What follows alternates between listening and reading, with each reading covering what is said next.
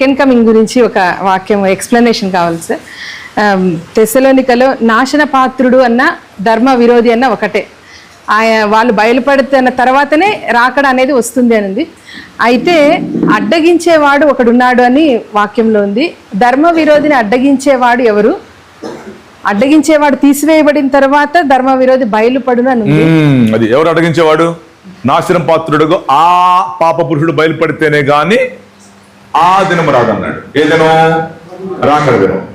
నాశన పాత్రుడు ఎవరు? నాశన పాత్రుడు ఆ పాప పురుషుడు బయలుపడితే గాని ఆ దినము రాదు. ఆ దినము రాకుండా వాళ్ళని అడ్డగించువాడు మీ మధ్యలో నుంచి తీసే వరకే వాడు అడ్డగించును.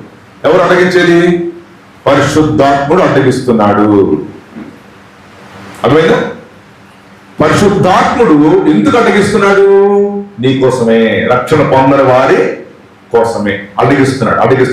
ఆగు అడ్డగిస్తున్నాడు పరిశుద్ధాత్ముడు. అడ్డగించేవాడు వెళ్ళిపోతాడు ఈ పైకి. ఎవరు? పరిశుద్ధాత్ముడు. He went to heaven. పరిశుద్ధాత్ముడు అడ్డగించేవాడు పైకి వెళ్ళిపోతే పరిశుద్ధాత్ముడు లేని సంఘం ఏమంటదా? ఏమంటది? ఇక పరిశుద్ధాత్ముడు వెళ్ళిపోతాడు, అడ్డగించేవాడు పైకి వెళ్ళిపోతాడు. ఇక పరిశుద్ధాత్ముడు అడ్డగించేవాడు వెళ్ళిపోతే సంఘం ఏమనుకుంటుంది? ఇంకా సంఘం కూడా పైకి ఎత్తబడుతుంది. అడ్డగించేవాడు ఆ ధర్మ విరోధి పరిశుద్ధాత్మదేవుడు అడ్డగించబడకపోతే ఈ పాటికి వచ్చేసేది కదా, ఈ పాటికి వచ్చేసేవాడు, ఎంటర్ అయిపోయేవాడు ప్రపంచంలో. కాబట్టి అడ్డగించేవాడు మన మధ్యలో నుంచి తీసివేసే వరకే ఉంటాడు. వాడు అడ్డగించే దేవుడు పైకి వెళ్ళిపోతాడు పరిశుద్ధం. అప్పుడు సంఘం కూడా పైకి వెళ్ళిపోతుంది. అర్థమైనా? అది అడ్డగించేవాడు అంటే